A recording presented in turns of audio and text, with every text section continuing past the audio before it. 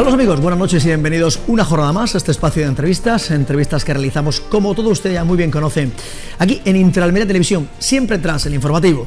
En la jornada de hoy lunes, para comenzar la semana, se encuentra con nosotros la consejera de Igualdad, Políticas Sociales y Conciliación de la Junta de Andalucía, Rocío Ruiz. Consejera, muy buenas noches. Muy buenas noches, encantada de estar aquí en Almería con vosotros. Es un placer para nosotros abrirte las puertas de Interalmería para tratar diversos asuntos, temas importantes.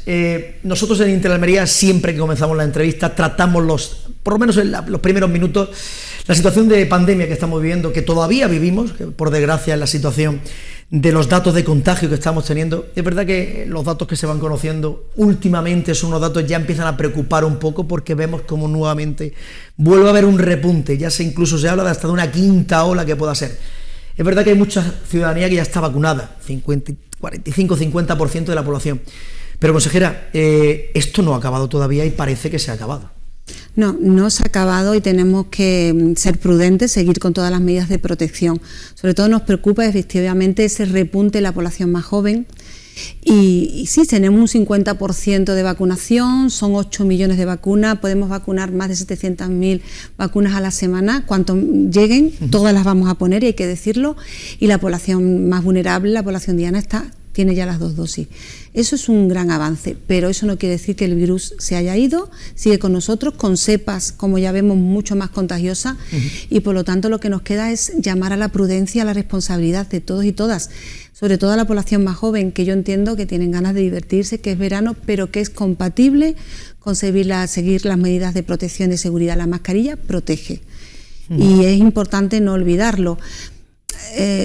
La opinión que tenemos desde el Gobierno y desde mi propia opinión es que esa sensación de impunidad, de que ya todo se había acabado, al finalizar un estado de alarma que podía haber continuado al menos un mes y medio más hasta que tuviéramos más población vacunada, y esa sensación también de impunidad de que la mascarilla ya se puede quitar, pues eso realmente da un estado psicológico de que como que todo ha pasado, que nos favorece, más en un verano donde se sale muchísimo más y donde hay más relaciones, más actividades, más festejos, bodas, bautizos y comuniones, que ya sabemos que son también situaciones peligrosas. Por lo tanto, prudencia y responsabilidad, porque podemos divertirnos, podemos estar juntos, pero tomando las medidas de protección. Lo que pasa es que en esta situación, y bien lo comentaba consejera, con la situación de la incertidumbre que está creando el Gobierno de España, en el que un día te dice una cosa y el día siguiente te cambia lo contrario, o un día te dice que hemos vencido al virus, no pasa absolutamente nada, otro día quitamos las mascarillas, que no pasa absolutamente nada, y claro, la ciudadanía le das un dedo y parece que te cogen el brazo entero, y más, como decimos, la población joven,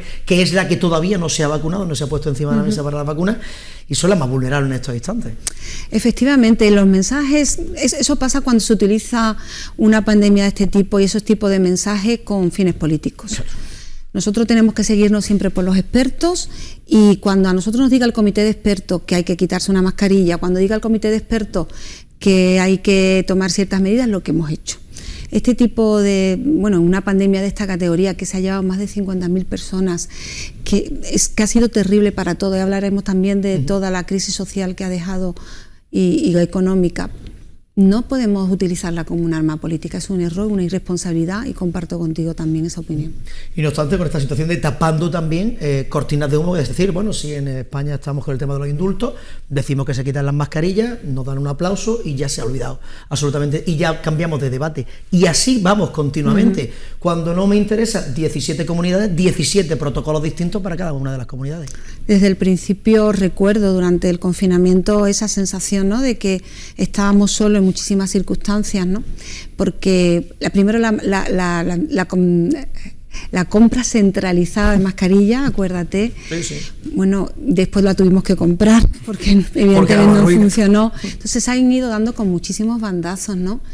Y 17 comunidades diferentes, dependiera de dónde nacieras, tenías más o menos ventaja ante el virus o desventaja, y eso es muy irresponsable. Yo siempre, además, como consejera de igualdad, para mí el término de igualdad es mucho más amplio, ¿no? No solamente la igualdad de oportunidad entre hombres y mujeres, o la igualdad de oportunidad de todas las personas, da igual si tiene una discapacidad, si eres una persona mayor o de cualquier condición. Era el sentido de la igualdad de todos los españoles y españolas. O sea, es que da igual donde nazca, pues dependiendo de los vaivenes del gobierno, y necesitábamos un gobierno centralizado, fuerte, en ese sentido, que coordinara. Y cuando ha habido un momento de gobernanza, pues tampoco la ha utilizado. Pero es muy curioso porque he pensado también que la coherencia se ha perdido, en el sentido de cuando el gobierno dijo, pues ahora os quitáis las mascarillas, la mayoría de las personas responsables, de los ciudadanos responsables, no se la quita. Y cuando dijo, bueno, pues la segunda dosis de AstraZeneca con otra vacuna, la que queráis, no todo, casi todo el mundo, el 99%, solicitó con muchísima coherencia y sentido común, que era lo que decían los expertos, y la Organización Mundial de la Salud, pues la segunda dosis con AstraZeneca. Es decir, que esas contradicciones e incoherencias, afortunadamente, el sentido común de la ciudadanía no la contempla. Consejera, en este año y pico que llevamos de pandemia, claro, porque llega uno a la Junta de Andalucía e intenta dar la vuelta al calcetín, como se le ha dado a la comunidad autónoma, el Gobierno Partido Popular, Ciudadanos Partido Popular. ¿Cómo ha sido el trabajo que te has encontrado? Porque todo esto ha venido sin pensarlo, sin quererlo, y hemos tenido que estar al pie del cañón, y desde la Junta de Andalucía se ha estado al pie del cañón. Sí, se ha estado al pie del cañón. Pues la verdad es que para nosotros ha sido muy complicada la pandemia, como para todos, porque llegas con un gobierno del cambio, sabiendo que te queda mucho por hacer. Por ejemplo, desde mi consejería teníamos muy claro cuáles eran las debilidades con las que teníamos que superar. Imagínate unos servicios sociales absolutamente saturados, colapsados, delegaciones y servicios sociales con muy poquísimo personal, con una falta de recursos humanos materiales, sin transformación digital, o sea, con una burocracia del siglo XIX, todo en papel, con larguísimos procedimientos. Ahí tenemos, por ejemplo, el problema de la dependencia y además con una gran falta de presupuesto, ¿no?, de apuesta presupuestaria. Eso eran los principales hándicaps que nos encontramos, y con un nivel de pobreza estructural espectacular en Andalucía, 3 millones de personas, el 38% de pobreza, desgraciadamente también pobreza infantil, una pobreza heredada, estructural, de más de 20 años mantenida, y se basaban los servicios sociales, las políticas sociales en el asistencialismo, no en un programa de inclusión. Yo siempre hablo de avanzar desde el asistencialismo a la inclusión, es decir, una inserción social y laboral, y que todas las personas puedan tener su proyecto de vida, con políticas transversales, porque el enfoque es, tú tienes que actuar para acabar con estos problemas tan graves y estructurales, con políticas desde el empleo, la educación, la salud, la convivencia, la vivienda. Así es como realmente se consiguen políticas, no planes de choque, no medidas de emergencia, no, en definitiva, parches, no, que no conseguían evolucionar. ¿Por qué después de 20 años, de más de 30 años, no hemos conseguido superar de ser los barrios más pobres de toda España en Andalucía? De los 15 más pobres, pues 12 están en Andalucía. Pues porque lo que estaba antes no funcionaba. Bueno, y si no funcionaba, y otra de las grandes parcelas donde hemos procurado ese cambio, ¿por qué no se han evaluado las políticas? ¿Por qué no hemos evaluado el impacto? Y si no funcionaba, lo cambiamos, porque es de sentido común, ¿no? Todos sabemos lo que es una evaluación y una norma mínima de calidad y de mejora. Bien, pues eso, lo que te acabo de explicar, en muy poquitas palabras, son los grandes pilares básicos que hemos conseguido. Conseguir una transformación a través de las políticas sociales y la igualdad, la transformación social para llegar a una transformación económica basada en esto, la innovación, la digitalización, el cambio del asistencialismo a la inclusión y el refuerzo de personal, con un presupuesto muy importante, porque, por ejemplo, el presupuesto de mi consejería es uno de los más elevados, son más de 2.500 millones de euros, solamente en dependencia 1.741 millones, con un incremento en lo que llevamos de legislatura de casi 400 millones. O sea, el compromiso social, porque sabíamos que para realmente producir esa transformación real de una Andalucía de progreso y de prosperidad, necesitamos ir de la mano de lo social. El otro día, curiosamente, me presentó en un foro el consejero de Hacienda, porque nosotros vamos dos consejerías de la mano, y resultó muy sorprendente que una consejería de Hacienda presentara y tuviéramos esa relación que tenemos, porque no han entendido que las políticas sociales no es dar una subvención, las políticas sociales realmente transformar desde dentro para que las personas puedan realmente incluirse y tener un programa en su vida, un empleo y un proyecto. Y eso es economía. Y de hecho, en políticas sociales, que nunca se han visto como una inversión, hemos cambiado también el concepto. Claro. Son más de 55.000 empleos directos desde el sector de la dependencia, de mayores, de discapacidad, de políticas sociales, y por cada euro invertido en las políticas sociales nosotros lo multiplicamos por 3. Ya estamos hablando de la economía de los cuidados, de una economía que produce empleo, prosperidad y un PIB que tenemos un informe, vamos a presentar muy prontito, que es superior, por ejemplo, a la de la inversión de las empresas tecnológicas o de la banca. Hay que cambiar el enfoque. La política social es inversión y también capital humano. Aprovechar ese talento que se pierde en esas personas que están abocadas a la pobreza y a la exclusión, que hay que aprovecharlo porque es talento humano que tenemos que recuperar para Andalucía. Eso es lo que está haciendo a cabo la Junta de Andalucía, transformar por completo, pero si nos encontramos con un gobierno central en el que nos sube los impuestos, en el que nos pone mayor pobreza, más crisis económica, mucho más paro. ¿Cómo se soluciona toda esta situación? Es muy complicado porque nosotros intentamos gobernar desde la lealtad institucional, es importante, ¿no? Yo vengo ahora, por ejemplo, de visitar un ayuntamiento para firmar, por ejemplo, la red andaluza de entidades conciliadoras, empresas, ayuntamientos, entidades, porque estamos trabajando en la primera estrategia de conciliación y lo implicamos a todos. Entonces tienes que trabajar desde la lealtad, con todas las instituciones, todas las administraciones, la local, por supuesto la regional y la nacional, también con la colaboración público-privada, con el tercer sector. Es la única forma realmente de políticas de participación y de gobernanza. Pero claro, si nosotros bajamos impuestos porque en época de crisis los grandes economistas, yo no soy economista, pero los grandes economistas de los países europeos más avanzados hablan que en época de crisis hay que bajar impuestos porque el dinero tiene que estar en el bolsillo de los ciudadanos para conseguir esa inversión, ese consumo importante, y también da muchísima estabilidad para que las empresas puedan invertir en nuestra comunidad, por ejemplo, ¿no? Y no sé cuál es nosotros bajamos impuestos y nos dicen que eso es una política liberal que va a perjudicar. Y no vamos a tener ese presupuesto para política social y hemos demostrado que es mentira. Porque ¿a quién se le sube impuesto cuando pones un peaje, cuando subes la factura de la luz, cuando también subes el gasoil? Que yo sepa, son los transportistas, son los autónomos los que tienen esos transportes, que al final eso va a repercutir evidentemente que nos van a subir los productos, que vamos a pagar los de siempre, la clase media trabajadora, que es la que pagamos. Y eso lo entiende cualquier persona que no sea economista, y es así de simple y realmente de peligroso. Eso es lo que está haciendo efectivamente el gobierno del señor Sánchez. En políticas de igualdad, políticas sociales, la situación de pandemia que hemos estado viviendo, claro, veíamos casos donde se han producido verdaderos, en las propias familias, personas conviviendo con la persona que está siendo maltratada a diario. Menuda papeleta, consejera. Sí, muy difícil. La verdad es que nosotros pasamos mucha angustia porque pensábamos lo que era estar encerrado 24 horas al día con tu presunto maltratador o tu presunto asesino. Sí. Esa era una situación de un infierno inimaginable. Por eso desde el primer momento pusimos a disposición las 24 horas del día absolutamente todos los servicios. Todos, desde el teléfono 900, nuestra línea, pusimos una página web también por si no podían ni llamar por teléfono, sí. Hay que ponerse en esa situación. Y también, bueno, todos los recursos, absolutamente, esa campaña tan bonita también de mascarilla 19, que tuvo unos resultados increíbles. Imagínense lo que es salir a una farmacia, que es lo único sitio que podíamos ir, una farmacia, un supermercado, y dar labor de alarma. Claro. Se ha salvado vidas, Y tuvimos un incremento de llamadas también de más del 30%, y también del entorno. Fue algo que motivó mucho también con nuestra campaña No estás sola, con todos los vecinos, porque ese es el quid de la cuestión, esa es la clave, y la implicación de toda la sociedad. Hubo llamadas del entorno, de amigos, de familiares, de vecinos. No hubo ningún caso de asesinato, y yo creo que eso es lo que se consiguió.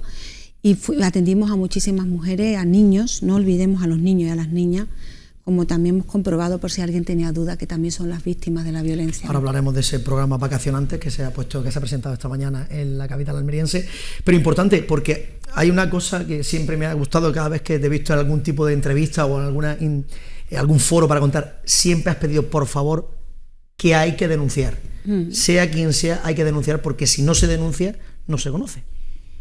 Yo entiendo que las mujeres tienen que entender que cuando no denuncian es porque están en una situación de dependencia emocional, de miedo, que es muy difícil. Entonces no podemos cargar toda la responsabilidad de una denuncia, con lo que conlleva dar ese paso adelante a las mujeres, en este caso maltratadas. Y curiosamente, además fue una compañera también de periodista, estaba yo en Huelva, una compañera de Huelva que fue asesinada, también de vuestro sector, y me dolió mucho porque la conocía. Y yo siempre decía, una compañera de trabajo, una amiga, una vecina. En el último estudio había unos datos estremecedores. Casi el 70% de la población andaluza conoce a alguien de su entorno, una mujer que está sufriendo violencia. Y el 14% no hace nada todavía. Es como si no me interesa. No es un tema privado, es un tema de derechos humanos que se vulneran. El peor, o sea, el de la vida, ¿no? El de la dignidad. Y tenemos la obligación como sociedad, con un compromiso de no mirar hacia otro lado. Si lo sabemos, yo entiendo que denunciar puede costar, pero es que el teléfono nuestro, el 900-200-999, además hemos incorporado, aumentando el presupuesto en 10 veces, o sea, de 100.000 euros a 1 millón de euros. ¿Por qué? Porque tenemos personas especializadas de la psicología, del trabajo social, juristas, levantando el teléfono, te pueden indicar cómo puedes ayudar a esa amiga, esa vecina, esa familiar que está pasando ese momento tan difícil y que todos hemos visto que puede desembocar en un asesinato, porque para asesinar a alguien necesita muy poco, una persona que lo quiera hacer, ya lo sabemos, o a unos niños, ¿no? Como hemos visto en el caso de Tenerife. Y sobre todo algo muy importante, en los momentos de la ruptura tienen que tener en cuenta que es el más peligroso. Nunca dejemos sola a personas que conozcamos en un momento de ruptura, pues por ejemplo, pues para ir a un piso a recoger algo, a un encuentro con ese futuro maltratador, ni a los niños. Esos son llamamientos que estamos haciendo, campañas de sensibilización, y poco a poco la verdad es que hemos tenido cada vez más llamadas del entorno, que me parece 4 veces más, y además hemos incrementado el número de llamadas, que yo siempre pienso en positivo, porque para nosotros cuando me llaman por teléfono, me ponen el mensaje y me avisan de un caso de un asesinato, es un dolor inmenso. Pero pienso en todas las mujeres que hemos salvado. En esa Puerta a la Esperanza también, que son los centros de información a la mujer, que acabo de visitar uno. Hemos incorporado ya 180 centros, y hemos aumentado para que en cualquier rincón, sobre todo en el ámbito rural, claro, las mujeres son mucho más vulnerables, porque les da miedo dar ese paso, ¿no? ¿Qué dirán? Un sitio más cerrado. Claro. Pues ahí, las chicas jóvenes con campañas también como el que hemos hecho ahora de o lo paras o lo pasa, que el ciberacoso y la ciberviolencia existe en las redes y también se vulneran esos derechos. En fin, y con la educación. Siempre hablo de la educación, aunque no veamos los efectos inmediatos, pero la educación es la vacuna más potente contra la violencia machista. Y además ahora vemos como en edades más jóvenes cuando también se está empezando a ver también la violencia de género también, en edades más tempranas. Sí, porque hay factores. Por ejemplo, nosotros cuando hablamos de la violencia afectivo-sexual, muy criticada por algún grupo político, pues claro, es que sí, tenemos que educar, porque los niños no se pueden educar en la sexualidad con la pornografía, porque es un maltrato, porque es unos modelos efectivamente que no son de respeto, son tóxicos, y piensan que eso es así como tienen que tratar a una chica. Entonces eso es muy peligroso. Tenemos que procurar en las familias y con las familias de la mano. Tenemos una APP de educación afectiva sexual que está dando muy buenos resultados, que lo hemos hecho con toda la comunidad educativa, con el profesorado y con las AMPAs, y las estamos utilizando todos. Eso es una de nuestras responsabilidades, y también trabajar en las escuelas desde el primer momento, desde los más pequeñitos, educación infantil, la educación en valores, en el respeto, la igualdad, en el buen trato y en la no violencia. Al final eso trae sus frutos, es la coeducación. Hicimos el año antes de la pandemia justito, hicimos el primer congreso de educación, y fíjate lo que digo, el primero. No se había hecho, ¿no? Antes ya vamos a hacer el segundo con una participación de toda la comunidad. Los congresos que hacemos de violencia de género internacional, una participación, cada vez más motivación, formación del personal, de todas las personas que atienden en todos los ámbitos jurídicos, de salud. Si vieras también el programa tan bonito, tan espectacular que están haciendo desde salud con los médicos de atención primaria, ese médico el que puede detectar, porque tiene esa relación especial con sus pacientes y puede detectar esas situaciones, ha dado la voz de alarma y ha tratado a más de 7.000 mujeres el año pasado, con un seguimiento y es decir, hay muchas personas muy implicadas con programas fabulosos desde la educación, desde la salud, desde la justicia, todos trabajando para erradicar esta lacra tan terrible y esta vulneración de los derechos humanos. Y yo confío en que la sociedad, todos juntos podremos salir. Tardaremos todavía, pero espero verlo algún día. Importante porque hablábamos también del tema de las personas que más se ven perjudicadas, vemos las mujeres, pero los hijos de esas parejas, algo hay que hacer también con ellos, porque ellos también son víctimas de violencia de género. Se pone encima de la mesa Vacacionantes, un programa de verano para que esos pequeños puedan disfrutar también y tener un verano como el resto de las personas que se encuentran en sus casas. Claro, como el resto de los niños y las niñas. Yo quiero que piensen que esos niños que están en las casas de acogida y en los pisos tutelados, en todo nuestro sistema de acogida, de mujeres que han tenido que salir de su casa y están en otras ciudades con sus niños, pues viviendo en otras familias muy bien atendidas, con profesionales magníficos. Los niños se les atienden psicológicamente, tienen secuelas como ellas, evidentemente, han vivido unas historias de violencia terribles, son víctimas también de esa violencia y tienen que recuperar su vida. Tenemos que fortalecerlos, empoderarlos, saber que sean fuertes, y también tienen que recuperar su infancia perdida. Entonces este programa a mí me encanta, pues se llama Vacacionante, lo hemos presentado hoy en Almería. Y pues imagínate, pues más de 330 niños en toda Andalucía, aquí van a ser 36 que se han apuntado. Pues como cualquier chico, pues se le puede ayudar a actividades también educativas, de apoyo, de lectura, de escritura, pero también creativas, la expresividad, su capacidad, como digo, creadora, pero también van a tener actividades deportivas, piscinas, cine, visitas a la ciudad. ¿No? Pues como cualquier chico y chica, cualquier niño y niña que sí ha tenido otra suerte mejor, ¿no? Y tiene una familia que no ha vivido esa historia y que puede disfrutar un verano normalizado, divertido, lúdico y de aprendizaje. Se lo tenemos que dar la oportunidad, y la verdad es que es un programa precioso y va a tener mucho éxito, estoy segura. La última, consejera, la situación de la ley de infancia, hablando de los pequeños, a final de este mes es posible que se pueda llevar a cabo.